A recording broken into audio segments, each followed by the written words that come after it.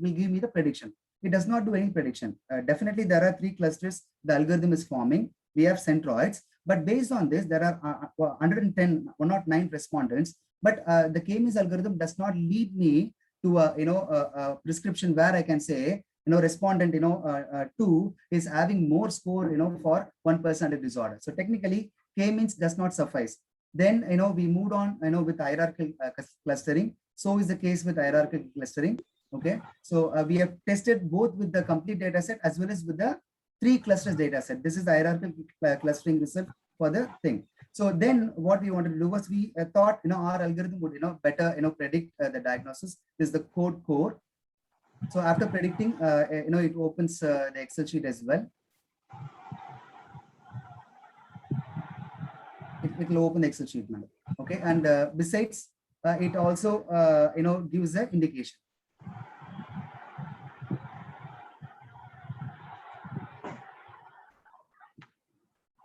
It is opening now. So this is the pie diagram that talks about the distribution, the spread of the indicator. The last column should be our diagnosis. The last column is diagnosis. Okay, a person is basically belonging to the anxious, personality cluster, disorder cluster. In anxious personality disorder cluster C, he is suffering from dependent personality disorder. The second respondent does not have a necessary symptom or set of symptoms because the threshold value is not met. That is how it goes on. Then our algorithm, with the algorithm, will be also able to identify how many people of the total number of respondents, are suffering from a particular disorder. So this is the horizontal bar diagram that depicts it. This is the total score, for every slide. You move it to the bar chart, no? Yes, ma'am. Final, ma'am. Yes, ma'am. So, okay, so from this research work, what we try to conclude is better than any other machine learning unsupervised clustering algorithm, our algorithm really meets the performance criteria as per the DSM-5. So how did we evaluate our own work? We could not prepare confusion matrix because confusion matrix is prescribed for supervised machine learning algorithm, both for classification and regression. But for clustering, there is adjusted random index as well as normalized mutual information. Even this, we cannot, directly apply to evaluate the performance. The reason is our data set should be the ground truth. For 100 students, we have administered the question, but further, psychotherapy sessions is needed to definitely say that the person, has got this particular drawback. But however, to authoritatively conclude that our work is, really, better than anyone existing, we have ensured that the clustering tendency is performed, and that's why we have received that bar chart, which is not equally distributed. So non-uniform distribution is needed in order for any unsupervised clustering algorithm to have a better performance. That is what we have done. Already the same algorithm has been used for ADHD, and we are trying to expand it, the same algorithm, for the other domains of development psychology. Once we are able to increase the number of data points and we administer add-on sessions, we would be able to submit this data set to the UCA as well, as there exists no data set comprehensively for the set of personality disorders. And these are our references, ma'am. This is the annexure, the ADHD, 3 different types, that would have any children that I wanted to include. That's it, ma'am. I'll be more than happy to receive your suggestions, ma'am. Yeah, just go back to the previous slide. Okay, ma'am. This work we have already done. 70 respondents we have got, school children, primary school children, because they cannot answer the questions. We have asked their caretakers or parents to respond to a scale. This is the result of a widely used scale called Vanderbilt scale to assess the level of ADHD among the children. Okay, now only clustering technique you have applied to this data, right? And got the results. Yes, ma'am.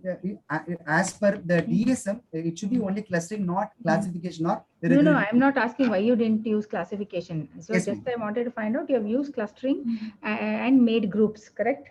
That's right, ma'am. We have improvised, the clustering to meet the DSM-5 criteria. Okay.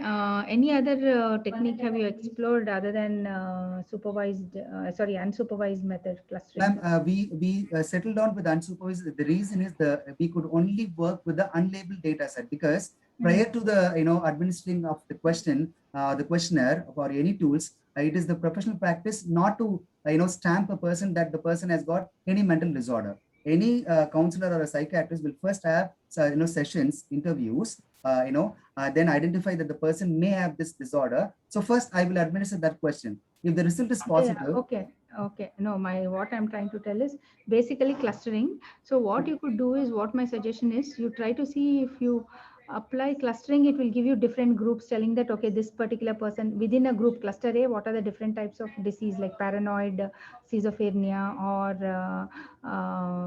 this one, what is that, abnormal activity. Yes, but schizophrenia is a mental disorder, ma'am. The DSM gives only 10 personality disorder. So our research work focuses on identifying personality disorder instead of the generic mental disorder. And that too, as per the DSM-5 only, we should be able to do it. Why we are sticking on to it? Once this algorithm is maturing enough, you'll be able to pass the same work to be used by the mental health care professionals, ma'am, for this particular work, only to identify the personality disorder. That is the purpose, ma'am.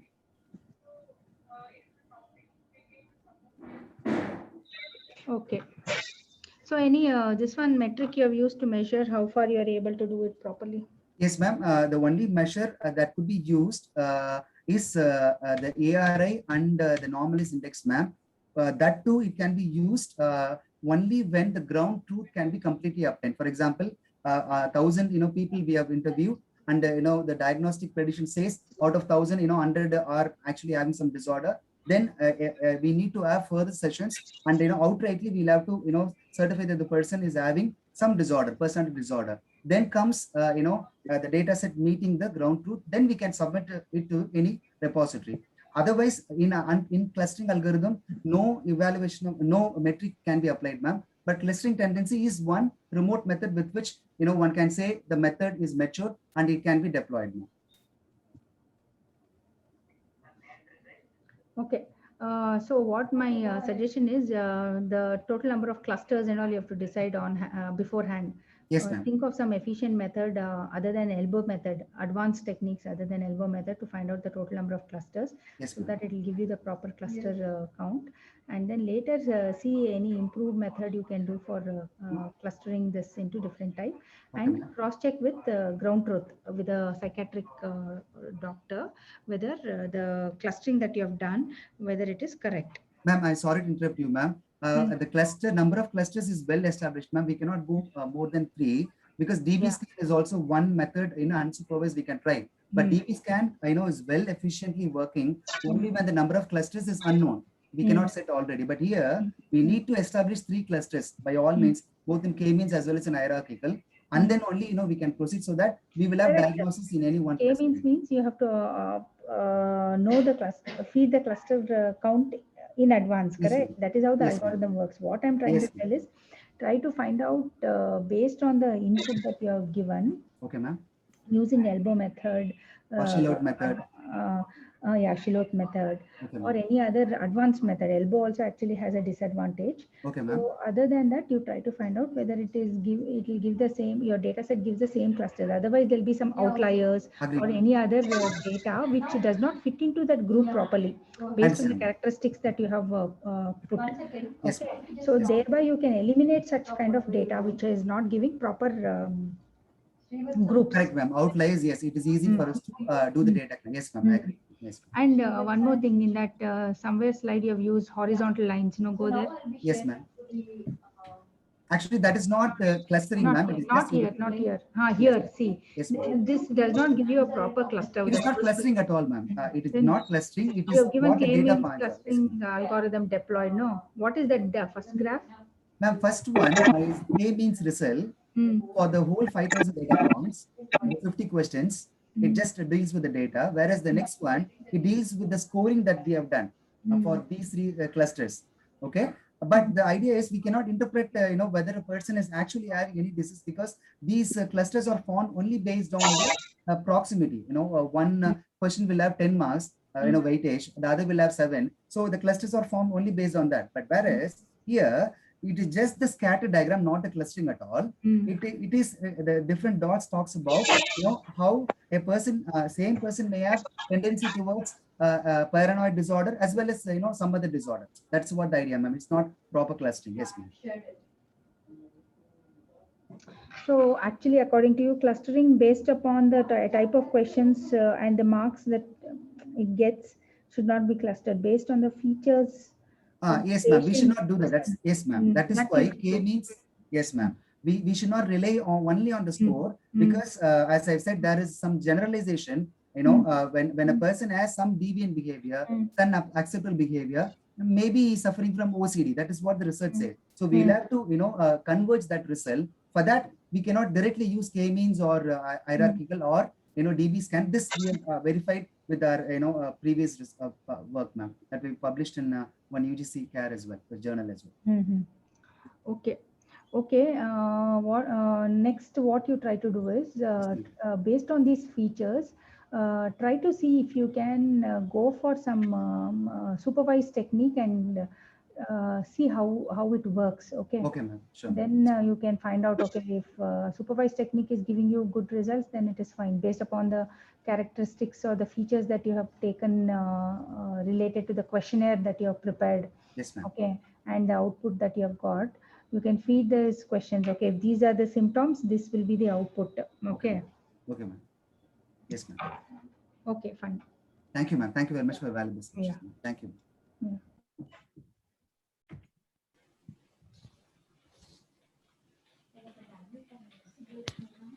Team 6, right? Ma'am, yes, ma'am. Team 6, ma'am. Mine. So what's your name? Chris. Chris, ma'am. Yes, Chris M. Jay. Jayachandra.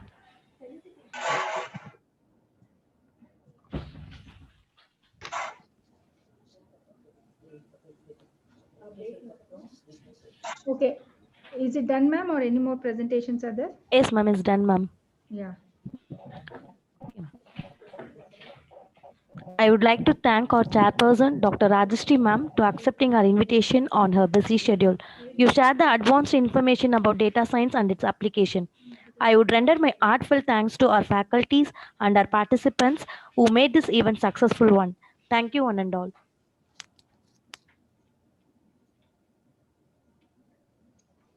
Thank you.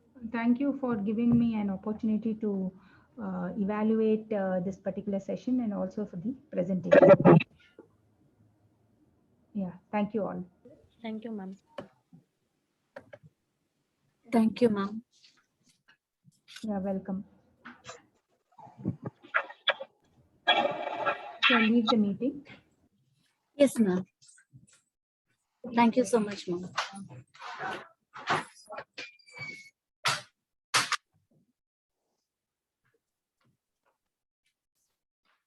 Sir, madam.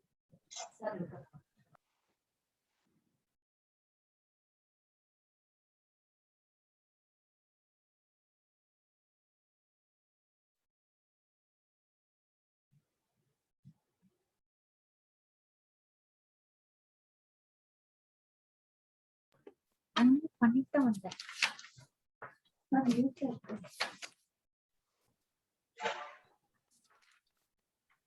Thank you, Ms. Sublakshmi. Now I invite Mr. Grigory Manoj, Senior Manager Training, ALSEC Technologies, for our valedictory speech. Just I want to deliver a few words about Sir. Sir has completed mechanical engineering in 2002, and as well he has completed MBA HRM. And he is working as a Senior Manager Learning and Development in ALSEC Technologies with 17 years of experience. And he is having the responsible for training, delivering all over India and international countries like USA and Manila. And he is also carrying the responsibilities like certified SS lead assessed by CIL, SS audit committee head, editorial head for Beyond Calling, senior ISM and QMS auditor, head of employee engagement committee, lead of CSR working group, and more on. So we welcome you again here to deliver the valedictory speech. Now you can take over the session, sir. Good afternoon, everybody. I hope I am audible and also visible. Yes, sir. You're All audible, right. sir. Thank you. Good Thank you evening, for sir. confirming that. Good evening, ma'am. So I was actually very honored and also very surprised to receive an invitation to deliver a valedictory speech, because generally this is the concluding speech of, I think, a 2-day event that has been happening since yesterday. Yes. And again, this is about your international conference on innovations in disruptive technologies. Now, first, let me tell you all what a valedictory speech is. This is not one more speaker who's come to speak about something technical. A valedictory speech is actually a farewell speech. Now, why do we need to have a farewell speech of such an event? Is because in the last 2 days, all the participants, right now I see about 58 of you are here in this conference, which means that all the 58 of you or even more have been attending various talks and have been exposed to various concepts on disruptive technologies. Now, what is it that you're going to carry forward from here into the world is my sincere wish in terms of what I want to give as a farewell speech to all of y'all, because that is the effect of it. Because I'm talking about the generation who is probably, you could call us the generation X or the generation Y. We are from a time when people used to tell us that knowledge is power.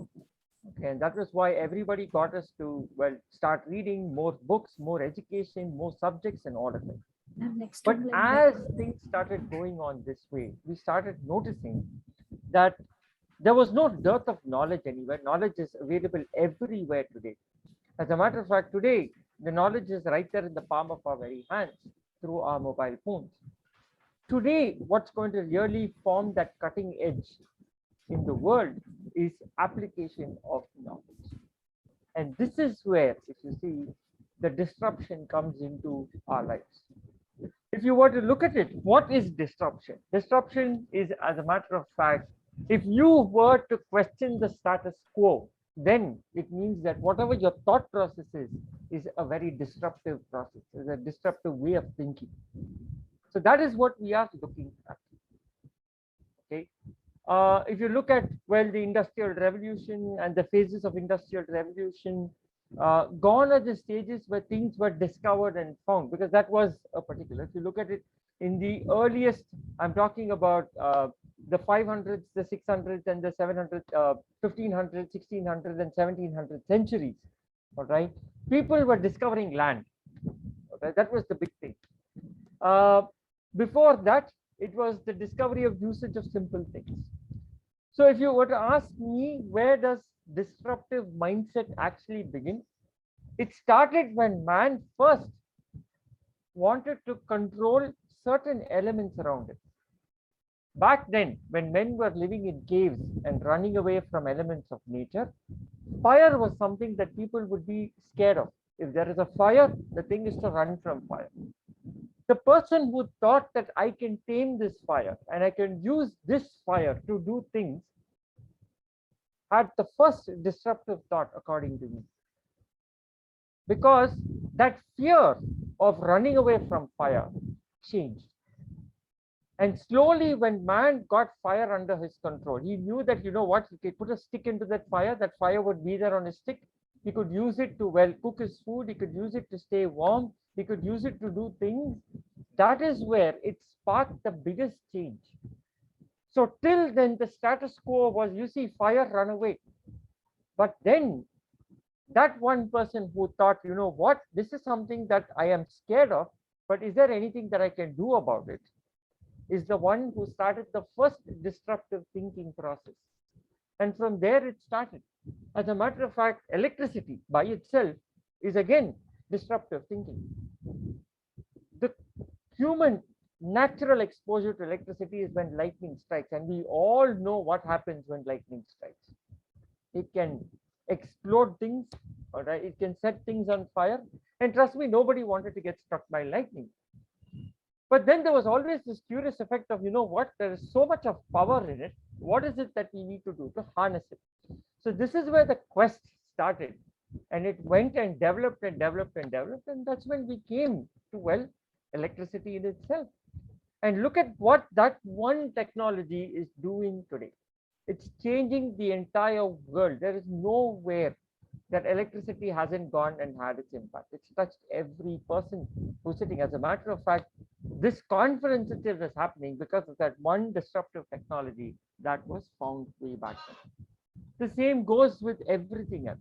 Television. Okay. One of the things that is today in the latest trend is mobile phones.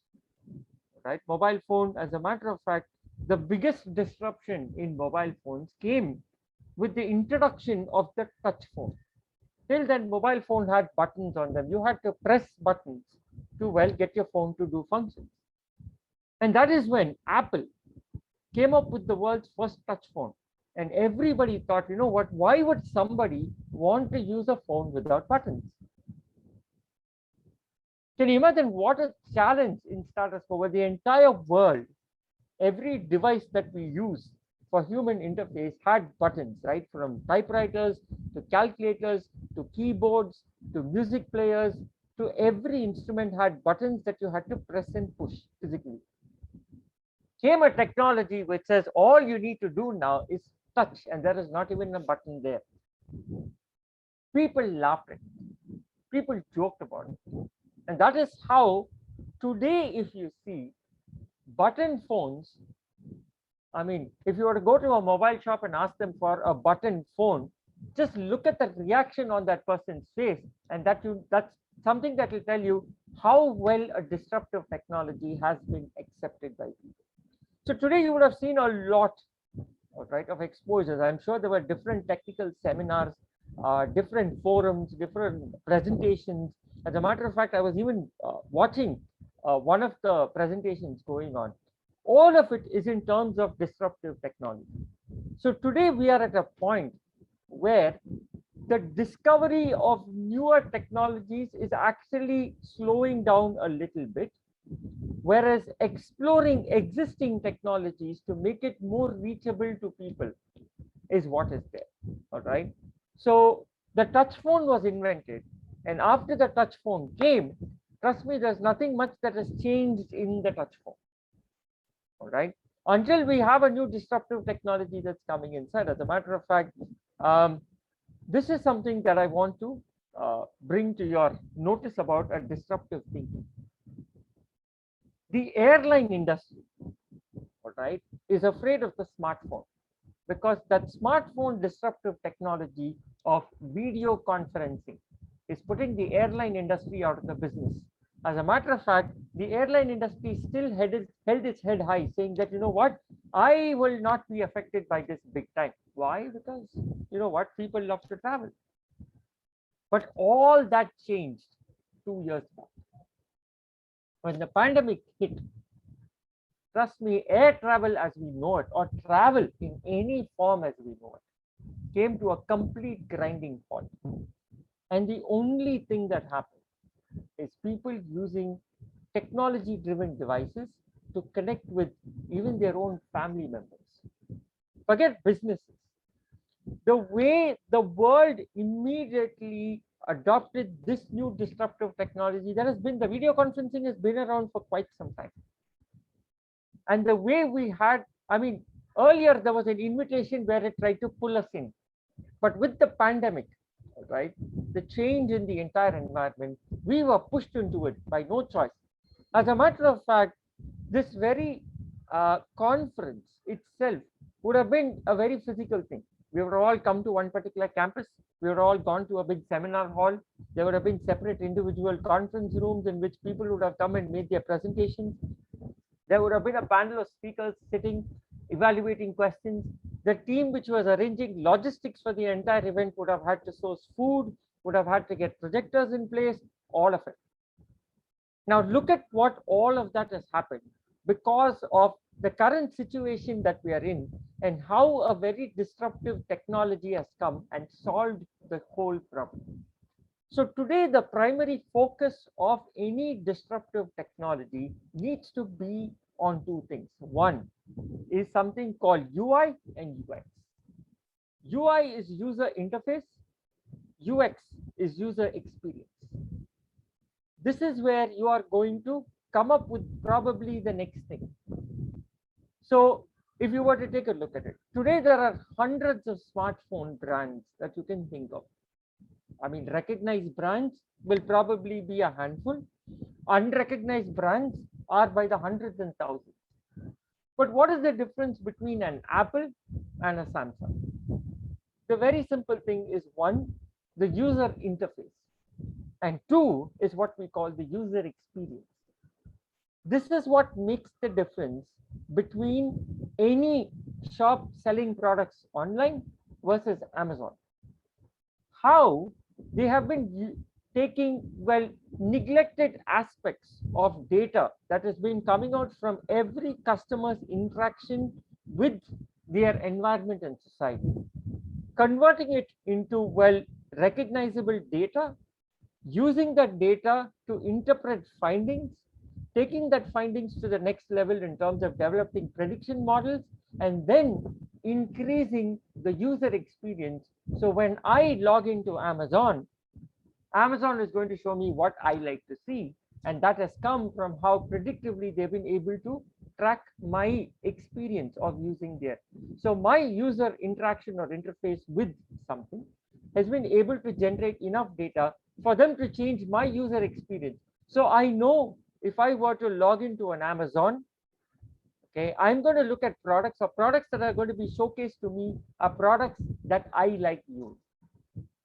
Okay, as opposed to you going and doing window shopping online, where you see things that are absolutely of no relevance to you. So this is how everything is changing. Why satellite TV itself has changed a lot. All right, television programs that run without ads. All this is what we say in terms of how user experience plays a very important role in anything that we do.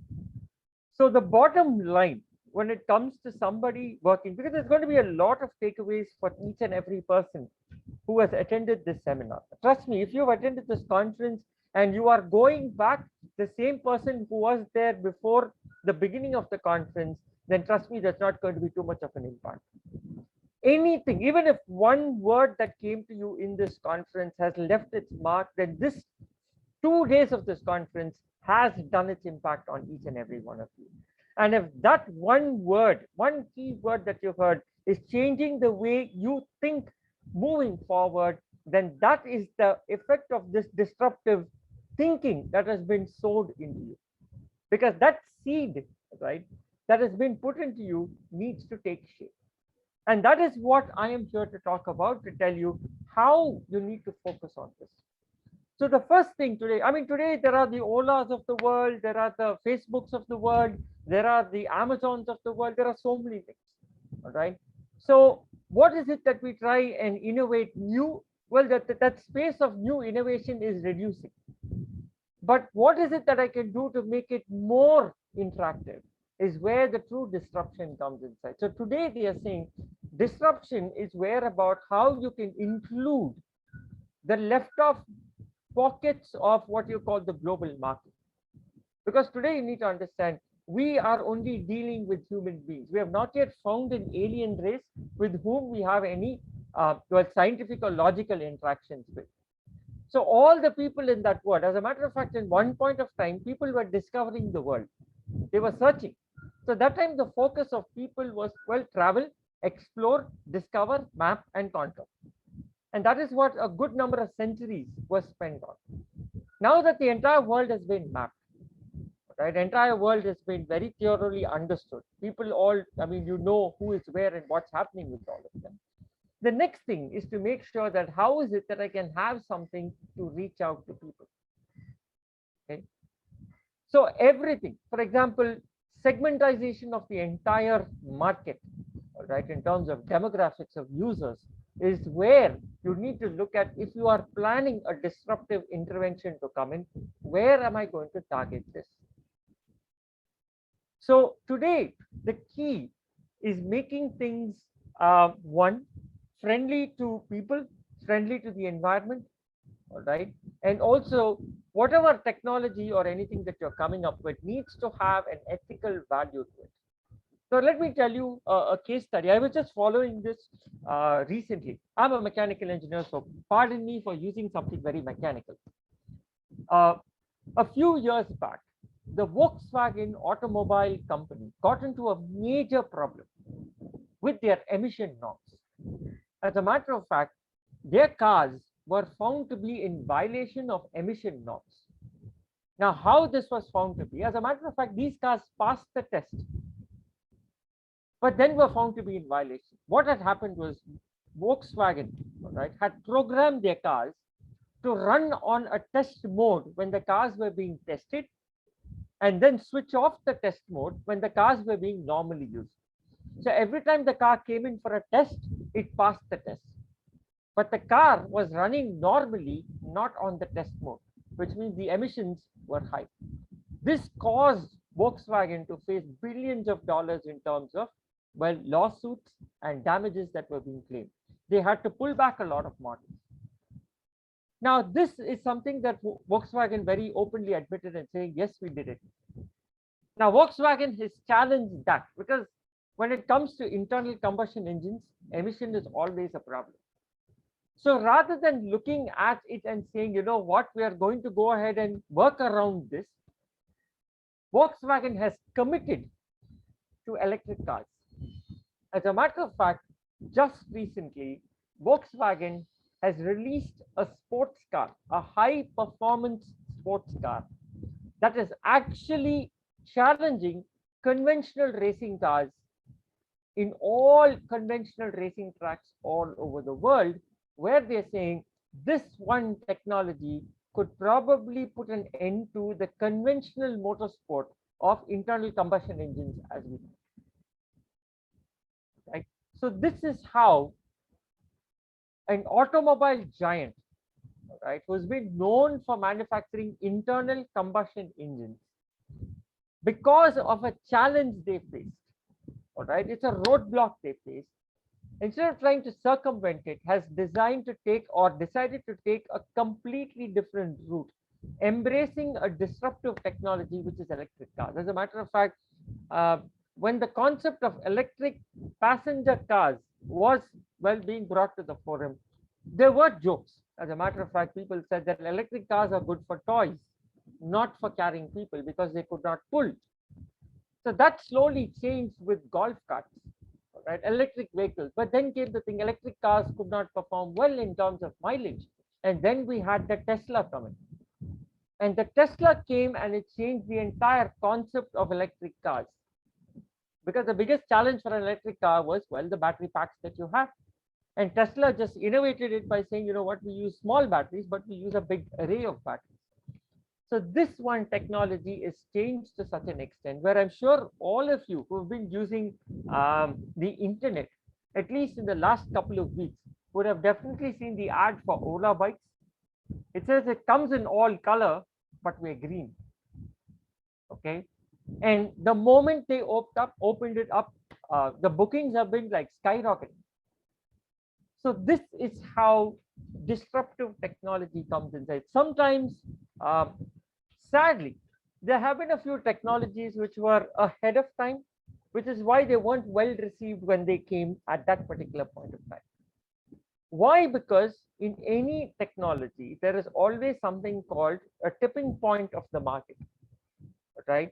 If you usually cross the initial threshold of getting what you call 20% penetration into a market for your disruptive technology, then the technology is going to become viral and it's going to start moving. So that initial 10% and the next 20% is where the real focus is, because once that tipping point crosses, then the technology is going to start becoming viral. And a lot of technologies which really fail to make an impact, right, all happened because either the technology was way ahead of time, where they felt probably the user interaction at that time was not focused on that particular thing, which is why it didn't really click, right? So whatever it is that you are working on, so the first thing you need to focus on is one, the disruptive technology that we are going to be bringing in, we are going to be putting in focus, whatever I'm going to be working on, that area that we are going to be focusing, is it something that is one, changing the way something is going to happen entirely, which means it is something which is more of an invention or would be categorized as a discovery. Now, that is something where you have to be a little careful in terms of placing it into a market which will be readily willing to consume it. Because always remember, one thing that people hate to do is change. Okay, ask all the mothers who've been facing their children who are there at home. Children never want to change. They always are a little, well, reluctant to change. As a matter of fact, human beings themselves are reluctant to change. So that inherent nature in them is something that is why people will not even accept technology when it comes inside. All right.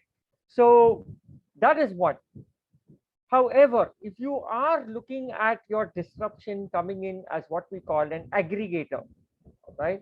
So if you are an aggregator or what we call an intermediary, which means you are going to change the way in which a person is going to experience something. Now that is where today there's a huge market segment for it. Okay. From time I can ever remember, I remember anytime we had to go and travel somewhere, and if you don't have your own transport, all you had to do is go to the end of your street, call out an auto, and an auto will come to you. Or maybe call out a taxi will come to you. Then they said, well, you could call and well book your taxi, or maybe if I have a friendly auto driver, I can call him and book that. But today, the intermediary who has bought a user experience into that is the Ola and Uber of the world. Okay. So Ola and Uber is primarily not an automobile company. They're not even a cab service provider company to be looking at. They're primarily technology companies which develop mobile apps to have that kind of a user interaction and user experience. And because of that, in today's valuation, Uber is valued at a higher amount than the Ford Motor Company, which is actually an automobile manufacturing company. So remember, the cutting edge is where you bring in user interface and user experience. All right. Even in the field of education, right? You have n number of educational apps. You have n number of educational tools. Now, what's going to make that one particular thing where you are going to bring in your expertise or your takeaway, or if you're going to take your innovation and apply it there, the focus will be is how well am I going to increase my user interface, and how well is the user experience, which is going to be what the user is going to, well, rather than physically, the emotional quotient of what my experience in doing this is going to gain. So that is going to be the next big step. As a matter of fact, it is the big step right now. Okay, I mean, 3 years, 4 years back, people were talking about it, but the next big step. But today, that is the big step. If you take that step, you are definitely going to move ahead and get on to further places. So with whatever it is that you have in mind, keep these following points, right? 1, how well is whatever that I am thinking, my concept, all right, or my method, or my idea, my product, or whatever it is that you want to present, because everybody has some thought process, right, is going to solve an existing problem that is there, which means in the step of actually creating something, they'll ask you how simple or how basic is your problem statement. What are you looking to solve? What are you trying to solve? Now, if you have that very clearly defined, and it is something that you can take and apply it to a lot of people, so that means your problem is a very general problem. All right, you can definitely generate solutions to that problem through what we call disruptive thinking and disruptive processes that happen there. Or you could also take a very niche or a very unique set of people who generally, when technology comes for the masses, all right, you always will notice the fringes get left off. So if you have something that can even focus on the fringes, which means the outer, the periphery, all right, that itself is a very unique disruptive segment, focusing on them. So this is where we come up with options. So there could be some of you who are thinking about disruptive technology for the masses, which could be, let's say, an education, well, let's say, algorithm to understand a user who is probably, well, in the terms of normal IQ pattern, somebody who's in a normal category. But there could be people in, well, the extremes, somebody who has got a very high IQ. All right, a person of that category will not be engaged by something which is of a normal education pattern or a normal presentation of facts that are going on, as opposed to somebody who's probably on the other side of the spectrum. So earlier these were neglected groups, but today these are groups which have been areas of focus. So one, you could work on the high end, or one you could work on, well, the broader segment of it, or you could work on the other extreme. Now all these, now you don't have to have one technology that's inclusive for everybody, which means you're going to increase a bigger scope, but you could choose where you want to work. That number of options are available to each and every one that is there, who's thinking that way. All right, so keep that in mind. So always remember, I always tell this to people, especially with my sessions on goal setting. The goal of any goal should be happiness. Okay, so if you have a goal, you're saying, okay, fine, I need to do something. Now, if I were to use my technology, will this ultimately result in happiness? Trust me, you have the formula right. All right, so whatever I'm applying, if I use this, and if it answers this particular problem, or if it comes to solution, or if somebody were to buy my technology or were to subscribe to my solution, will that result in user happiness? All right, which is that user X, which is the user experience, then you know that you are on the right track. Now that is something that will take you farther and farther. All right, so please remember, anything, sometimes you might even, this might even get you to take a U-turn, change your sense of direction and go the other way. But that is something that you'll need to very clearly understand and realize. Because the primary focus is, if that is not the direction, then trust me, the market will not receive it too well. So in order for you to understand who is, well, the target audience, who are going to be the beneficiaries of this disruptive technology or this disruptive process that I want to bring inside, or this method or approach or anything, ask yourself, is this going to result in the end user being happier? All right, happy is one, happier is continual improvement. And if the answer is yes, then you know on the right track, put your pedal to the metal, full throttle, go towards it. If you think it is not, then it's time for you to reevaluate whatever it is that you're doing. All right, so that is why there have been very favorable methods to disruptive technologies, like probably agility and all of that coming inside. It's more about thinking on your feet, how you could be quick to respond to, well, the ever-changing dynamics of, well, the outside world. So this is what happens. Okay, so there's nothing much for me to keep on saying to an entire panel of experts, right, who have already been through 2 days of extensive knowledge inputs that are coming. However, as a person of the world and of the society, right, it is my humble request that whatever it is that you want to come up with, keep in mind the end user, the user experience and the user happiness that's going to come out of whatever it is that you are trying to change in the world. Right, so that way, in terms of ethics, in terms of moral values and all things like that, we have certain fundamentals, which means the concept has the right mix for it to go viral. Okay, so today that is one of the things that is a big focus when it comes to technology and thinking. So on that note, I don't want to take too much time, because I know it's already been quite an extensive day, and there have also been sessions where people have been speaking quite extensively.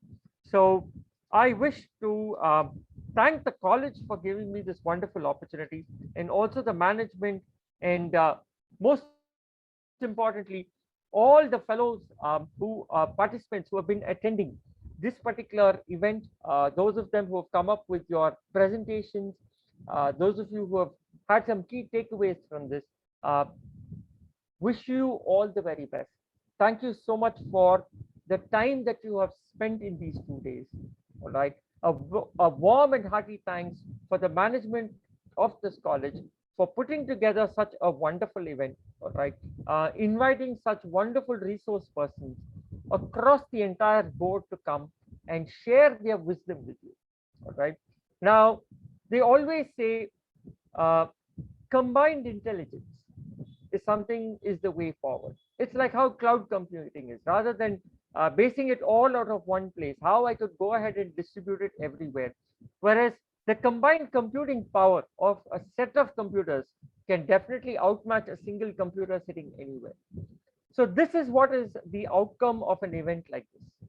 All right. If I were to take the experience, the knowledge of all the people who are a part of this and put it together, it would come up to hundreds of years of acquired wisdom. And that is what you have been listening to over these days where people have been interacting with you. And this is something that you will never get, because, I mean, my lifetime, I mean, had it been years before where everything was very nice, I would say probably 70, 80 years. But in today's world, I don't know how long I'm going to live. All right. But let's say it's 50 or 60, which means in all my life, I could only probably be exposed to 60 years of wisdom that I can acquire. But by attending conferences like this, by meeting people, by interacting with people, by listening to people, that combined intelligence that we get, all right, it's worth hundreds of years of knowledge. And I wish you all the wisdom overflow that's going to come from this session that we have all received. Remember, knowledge was powerful, but today applied knowledge is true power. So I wish you all the very best to take forward the knowledge that you have gained from this session, to apply it into any little thing. Like I said, it's a little seed. You put that seed inside, you never know what's going to come. This is why one of my favorite quotes is, you can count the number of seeds in an apple, but you can never count the number of apples inside a seed. And I believe that each one of us is carrying that seed inside our head. And we definitely, through this conference, that seed is the potential for that seed to produce output has been increased. So I wish you all the very best. Jai Hind, and God bless you all.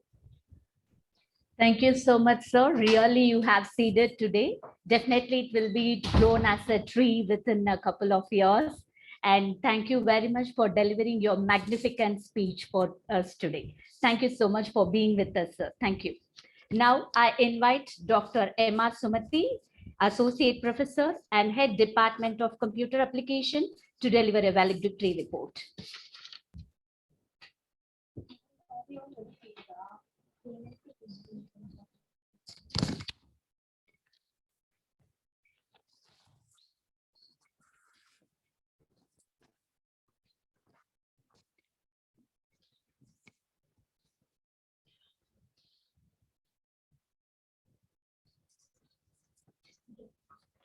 Jai Vasavi. Science, education, research, and innovation are the four pillars on which the development as well as the work culture of a nation rests, by Pranab Mukherjee. Good day to one and all present here. It is an honor and privilege for me to present a brief summary of report of the 2 days international conference on innovations in disruptive technologies in front of this August gathering. Margaret Heffernan quoted, "For good ideas and true innovation, you need human interaction, conflict, argument, and debate." Very true. Keeping this in view, the Department of Computer Science and the Department of Computer Applications, in association with Internal Quality Assurance Cell, Institutions Innovation Council of SKPC, and the ICT Academy of Tamil Nadu, organized the International Conference on Innovations in Disruptive Technologies on 28th and 29th of July 2021.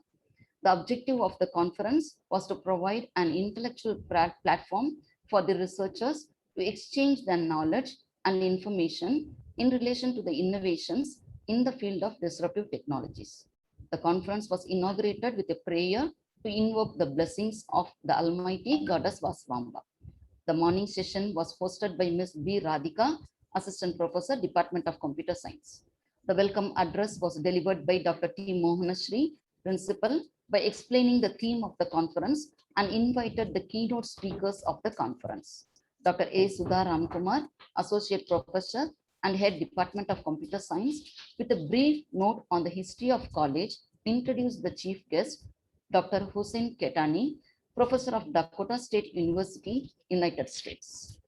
Dr. Hussein Ketani delivered the keynote address on the top threats of cyber systems, in which he ranked the top 15 cyber threats. The top five cyber threats are malware, web-based threats, phishing, web application attacks, and spam. He concluded his speech by recommending cybersecurity awareness, IoT, security updates, increase in cyber threat intelligence capabilities and training as the ways to overcome the cyber threats. It was followed with an invited talk by Mr. Sairam, electrical design engineer, Germany, on the topic electric vehicles, technology and trends. In his speech, the working of electrical vehicles, challenges, skill set to gain, job prospects in electric vehicles industry, and the business opportunities were excellently explained and clarified all the doubts raised by the participants. The technical session 1 for the presentation of the research works was hosted by Ms. P. Pandiswari, Assistant Professor, Department of Computer Science. It started by 11:30 a.m. with Dr. A. Murugan, Associate Professor, Dr. Ambedkar Government Arts College, Chennai, in chair. 7 researchers presented their papers and they were reviewed by the chairperson and suggested points to improve the research works. After lunch break, the conference was resumed and the evening session was hosted by Ms. R. Sharda, Assistant Professor, Department of Computer Applications. Dr. T. Velmurugan, Associate Professor, B.G. Vaishnav College, Chennai, gave a talk on the topic Internet of Robotic Things and chaired the technical session 2, where 8 researchers shared their research findings. The presentations were reviewed and suggestions were provided to progress further in the research works. On the second day of the conference, 29 July 2021, the morning session was hosted by Ms. B. Maithili, Assistant Professor, Department of Computer Science. An invited talk was given by Ms. G. Jayanti, Senior Software Engineer, Texas, USA, on the topic AWS Cloud Security and Overview. Ms. Jayanti gave an introduction to Amazon Web Services and discussed on the topics like pillars of AWS, various ways of optimization, and AWS security in detail. Then the technical session 3 was hosted by Ms. D. Ramya, Assistant Professor, Department of Computer Science, with the chairperson, Dr. K. Shyamala, Associate Professor, Dr. Ambedkar Government Arts College, Chennai. 6 researchers presented their research findings and suggestions were provided to improvise and optimize the research. Then Ms. P. Priyanka, Assistant Professor, Department of Computer Applications, hosted for the invited talk by Dr. Rajashri Shettar, Professor and Dean, RV College of Engineering, Bengaluru, on data science and its applications. Dr. Rajashri delivered a clear picture on data science, analysis, and software delivery. After the invited talk, the technical session 4 was held with Dr. Rajashri Shettar as the chairperson. 6 research papers were presented and suggestions were given to advance the research work. The conference was closed with the valedictory function. The valedictory speech was delivered by Mr. Grigory Manoj, Senior Manager Training, ALSET Technologies.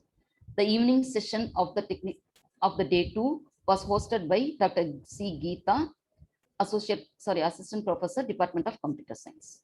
The report of the 2 days conference was delivered by Dr. Sumati M.R., Associate Professor and Head, Department of Computer Science. After the speech, Department of Computer Applications.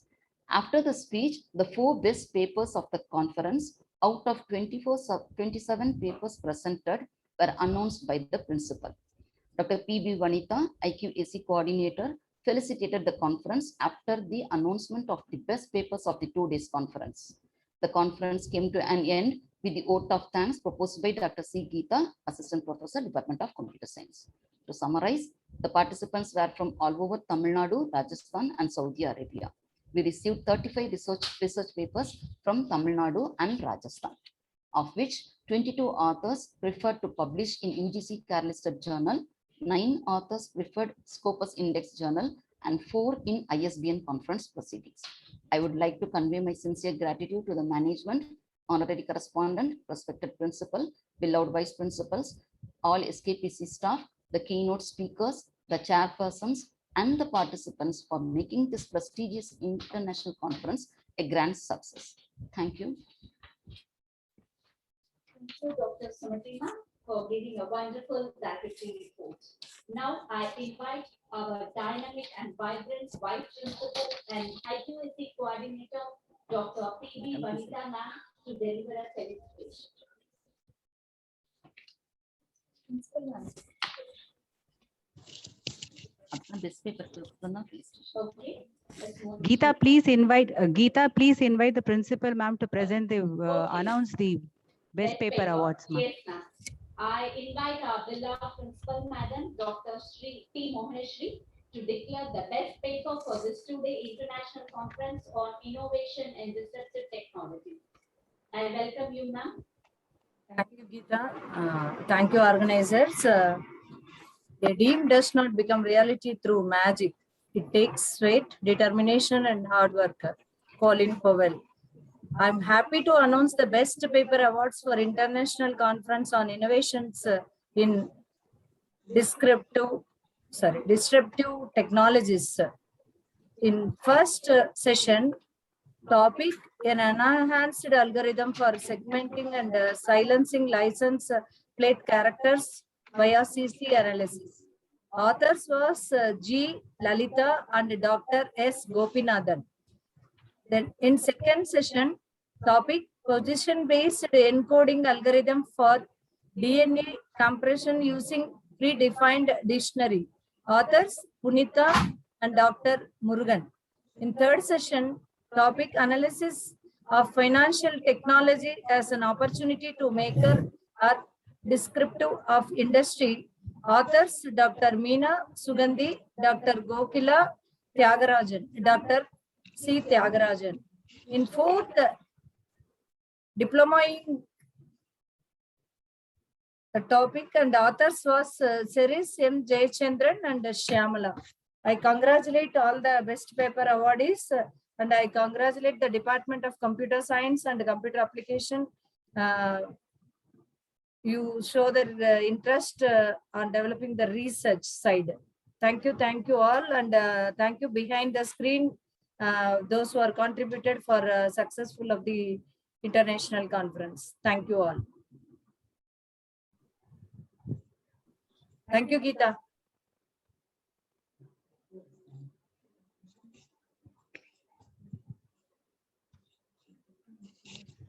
Hello.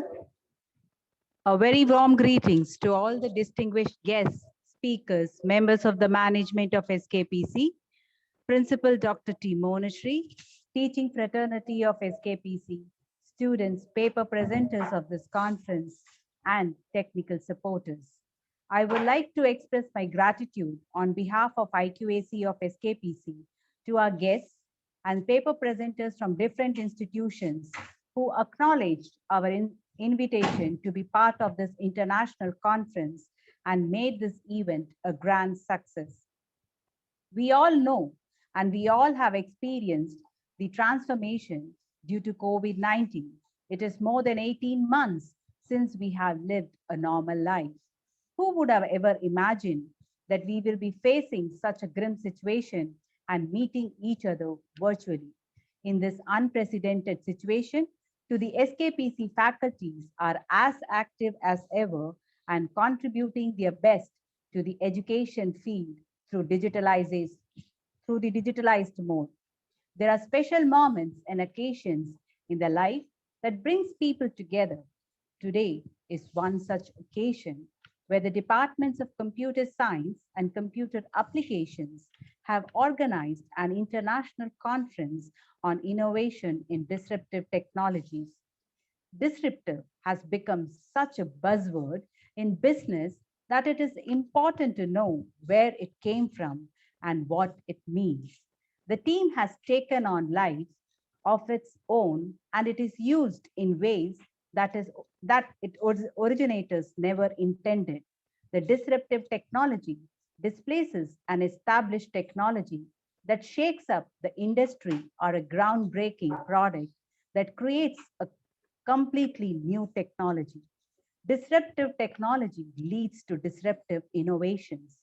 These innovations open up enormous opportunities for research. The pace of innovation is incredibly fast, with new things discovered daily. Even during pandemic, the technology industry has continued to evolve with widespread implementation. First of all, let me congratulate the organizers of this international conference, led by Dr. A. Sudha Ramkumar, Head and Associate Professor, Department of Computer Science, and Dr. Emma Sumati, Head and Associate Professor, Department of Computer Applications, supported by department faculty, Radhika, Maithili, Ramya, Geeta, Pandeshwari, Sharda, Priyanka, and Subbalakshmi for organizing an international conference of such a magnitude, which will not only propagate, but also reach and teach the global audience, especially the younger generation. I appreciate the organizing team for coming up with this theme. I congratulate the organizing team for providing an excellent platform for deliberation and for the researchers to share their research findings, which no doubt will inspire and generate new ideas for further research. I feel a sense of pride in expressing that the main thrust of this management has always been to achieve human excellence. Hence, have supported, encouraged, motivated, and guided all the members of the SKPC in all their activities and endeavors, which has led to the development of the institution. This conference tells us that this institution stands for the best in academics and for unending pursuit of excellence. We uphold the values of Sanatana Dharma and work with the motto of 3 Ps: perseverance, performance, and progress. I trust and believe that this conference will truly be a big boost to all the participants in keeping themselves abreast in the area of their expertise. I also would like to commend Mrs. G. Meena Kumari, Mrs. Shashi Rekha Rani, and Mrs. J. Sumitra, the lab technicians, and Ms. Hema Priya and Pavitra of 3rd BSc Computer Science, and Sudha Rani of 2nd MSc Computer Science for their involvement and supporting the conference organizing team. I also commend and acknowledge our knowledge partner of this international conference, the ICT Academy, who has always supported our institution. Conferences such as this provide the valuable opportunities for the researchers, professors, and industry specialists to share their expertise. This confluence of academia has achieved its goal and has been successful only with the blessings of Goddess Vasavamba. It is no doubt a very momentous and significant occasion. Our achievements speak of our efficiency, dedication, and involvement towards the education field. I still believe that the best is yet to be. Congratulations to one and all, and I wish all every success in life. May God bless us all and let us all stay safe. Thank you for giving me this wonderful opportunity. Jai Hind. Thank you so much for your vibrant felicitation, ma'am. Thank you so much for spending your valuable time with us. And I would like to invite some of our participants to give their feedback here. You can share your opinion towards us. Any one of them can come forward and share your opinion.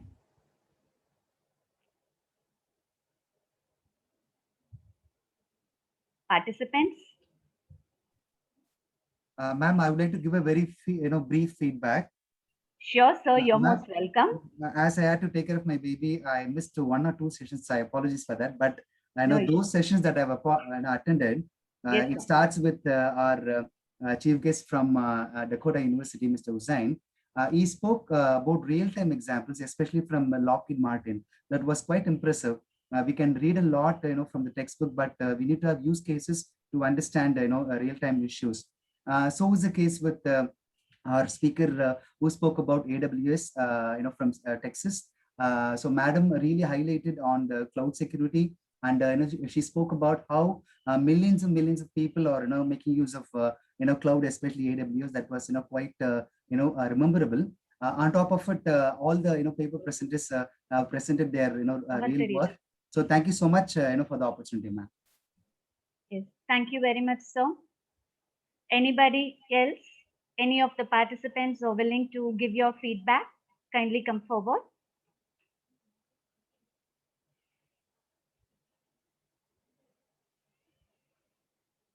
Participants? Any suggestions also most welcome.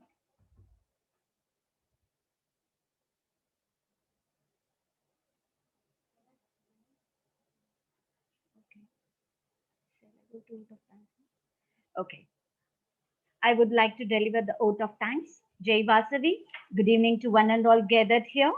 I deem it a great honor and privilege to propose oath of thanks on this 2 days international conference on innovation and disruptive technologies. Let me first all start by giving glory to the Almighty Vasavamba for making this conference a resounding success. First and foremost, I thank our management, Honorary Correspondent Mr. Gugilam Ramesh Sir, and our beloved Principal Madam Dr. T. Mohaneshri, Dynamic Vice Principal Dr. P.B. Vanita, and Academic Vice Principal Dr. M.V. Napinai Madam for supporting us in all aspects to complete this event in a successful manner. My special thanks to our chief guest, Dr. Hussain Ketani, Professor, Dakota State University, United States, for sharing his expertise knowledge about BitCurrency and cryptography. And my thanks to Mr. Sairam Sampath Kumar, Electric Design Engineer, Germany. Thanks for delivering a very crystal clear presentation about electrical and autonomous vehicle. And Dr. A. Murugan, Associate Professor, Dr. Ambedkar Government Arts and Science College, Chennai. Thanks for spending your valuable time as a reviewer in spite of your busy schedule towards this technical session 1. I extend my thanks to Dr. Bel Murugan, Associate Professor, DG Vaishnav College, Chennai. Thanks for delivering about Internet of Robotic Things and for being a reviewer for technical session 2. I extend my thanks to Ms. Jayanti, Senior Software Engineer, Texas, USA, for sharing her elegant knowledge on AWS cloud security towards the young generation to get into the research field. And I extend my thanks to Dr. K. Shyamala, Associate Professor, Dr. Ambedkar Government Arts College, Chennai, being a reviewer for technical session 2. Dr. Rajashri Cheta, Professor and Dean, RVC College of Engineering, Bengaluru, for sharing her splendid knowledge on data science and applications, and also for spending her priceless time as a reviewer for technical session 4. I extend my thanks to Mr. Grigory Manoj, Senior Manager, ALSEC Technologies, for his magnificent speech towards our academicians. I thank our conference conveners, Dr. A. Sudha Ramkumar Madam, Associate Professor and Head Department of Computer Science, and Dr. Emma Sumati, Associate Professor and Head Department of Computer Application, and extend my heartfelt thanks to all our committee members and technical staffs and students who involved themselves to make this event a grand success. Finally, last but not least, I thank you all my friends and the paper presenters and for giving a wonderful cooperation. And I leave you this inspiring quote by Martin Luther King. An individual has not started living until he rises above the confines of his individualistic concerns to the broader concerns of all humanity. Once again, I thank you all for your attention. Thank you once again, all.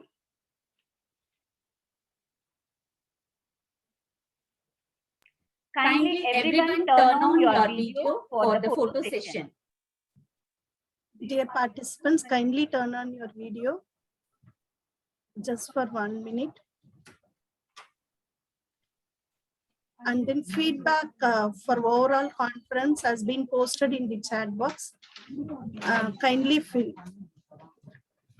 The feedback form will be available only up to 5:15.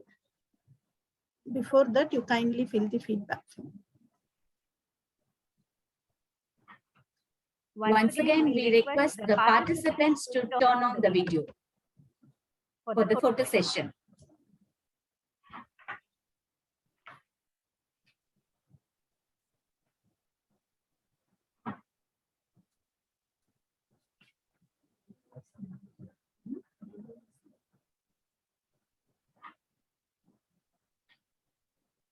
Grigori sir, kindly turn on your video for photo session, sir.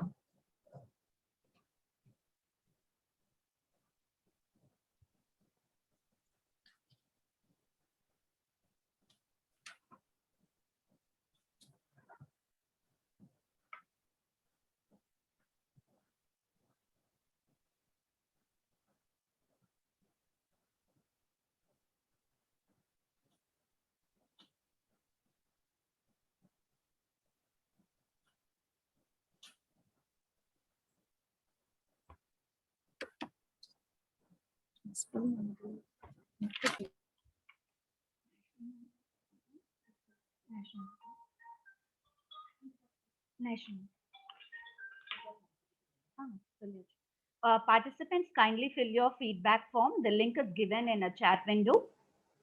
It will be available only for 5 minutes.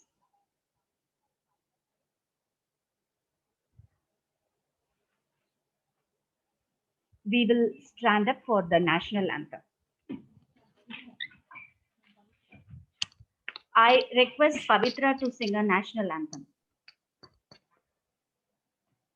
Jana Gana मन नायक जय हे भारत भाग्य विधाता पंजाब सिंध गुजरात मराठा द्राविड उत्कल भंगा विंध्य हिमाचल यमुना गंगा उत्कल जलति तरंगा तव शुभ नामे जाहे तव शुभ आशीष माहे गाहे तव जय गाथा जन गण मंगलदायक जय हे भारत भाग्य विधाता जय हे जय हे जय हे जय जय जय जय हे Jai Hind. Thank you, participants, for making this event a grand success. Thank you all.